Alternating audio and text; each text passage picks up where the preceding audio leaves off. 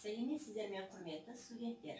Сіздермен қазақ тілі және әдебиеті пәнінің оқытушысы Байсүгірова Үміт Сапаровна.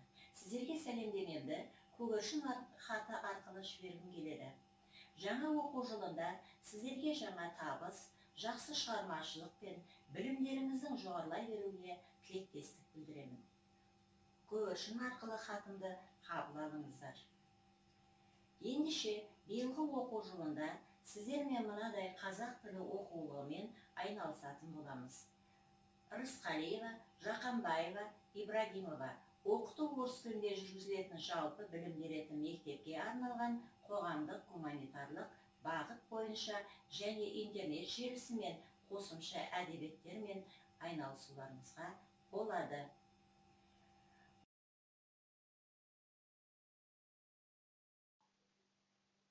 Сабағымыздың тақырыбы отбасындағы әке және бала қарым-қатынасы, көркем әдебиет стилі.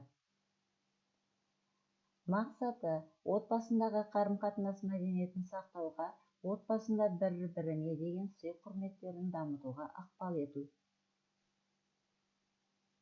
Бүгін отбасы туралы ұғымды кім немесе не қалыптастырады деген сұрақтарға жауап іздейтін боламыз. Отбасы адамзат бесігін тербеткен алтын ұя, баланың бас ұстазы ата-анасы. Ұлтымызда ұяда не көрсең, ұшқанда соны ілерсің деген дана сөз бар. Балапан қыран болу үшін оны самғатып ұшыратын әке де қыран болу керек деп отбасылық тәрбиеге ерекше тоқтаған. Әр отбасында ата-ананың орны бөлек. Әке отбасының асыраушысы, қамқоршысы, тірегі деп білесің. Ана отбасының ұйытқысы, жылуы, шуағы, жақсы ана отбасына береке әкеліп, жанұясын бақытқа бөлейді. Әкеден ерліктің, еңбектің, адамгершіліктің, іскерліктің, имандылықтың болса, анадан парасаттылықтың, сұлулықтың, мейірімділіктің, ісмерліктің және қайырымдылықтың өнеге үлгісін үйренуге болады.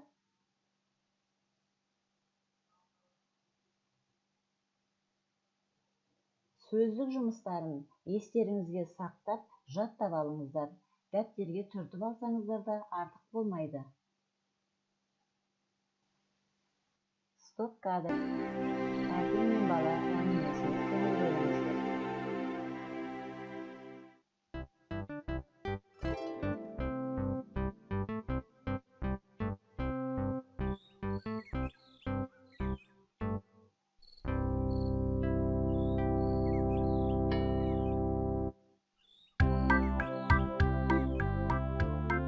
Балам, анау жатқан таған ала жүр.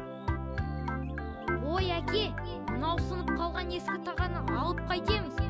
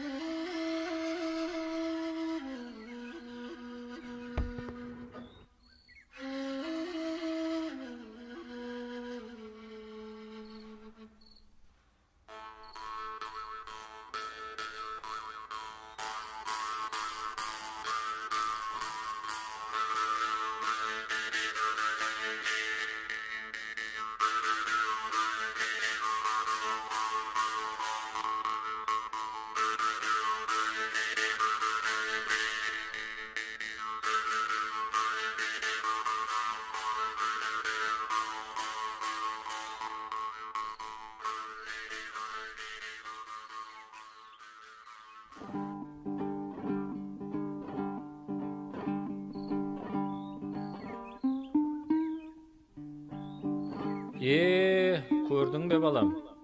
Жаңа тағаны бір ғана еліп алуға ерінген едің. Енді сол тағаға алған құрманы аламын деп, бір еңкеюдің орнына 10 еңкейдің. Мұнан бұлай есіңде болсын балам, аз жұмысты қиын сынсаң, көп іске тап боласың.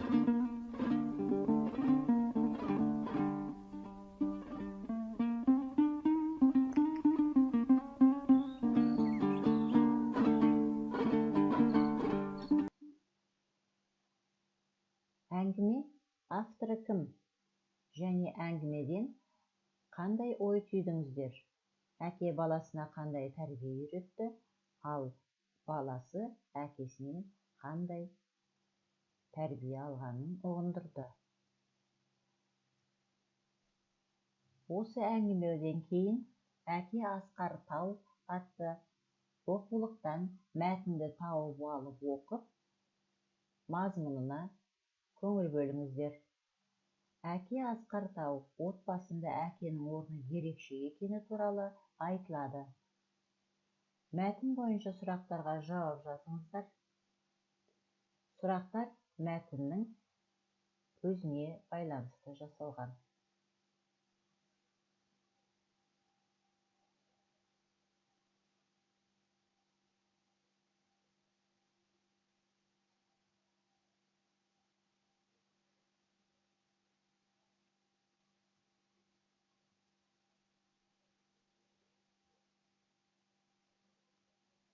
Ережені еске түсірейік. Көркем әдебиет стилі проза, поэзия, драматургия саласында жазылған көркем шығармалардың стилі. Көркем әдебиет стилі образды, эмоционалды, экспрессивті. Көркем әдебиет стилінде ауыспалы мағына көркем тәсілдер, суреттеме құралдары қолданылады.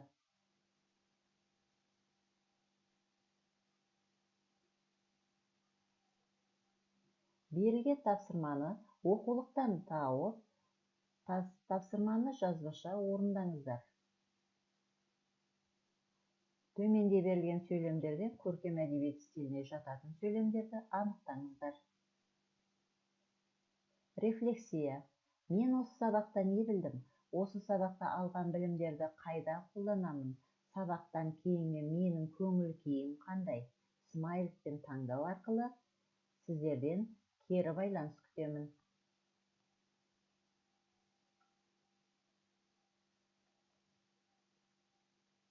Үйге тапсырма. Әке мен бала әңгімесін тағы да бір рет тыңдаңыздар. Тыңдай отырып көп нүктенің орнына тиісті сөздерді қойып жазыңыздар. Тиісті сөздер астында берілген.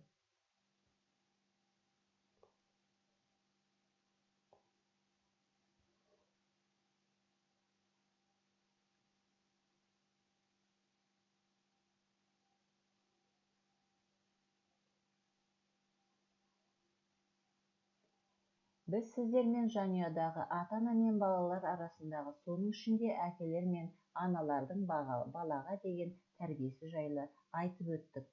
Бүгін сонымен сабақтарымыз аяқталды. Назарларыңызға рахмет, сау болыңыздар.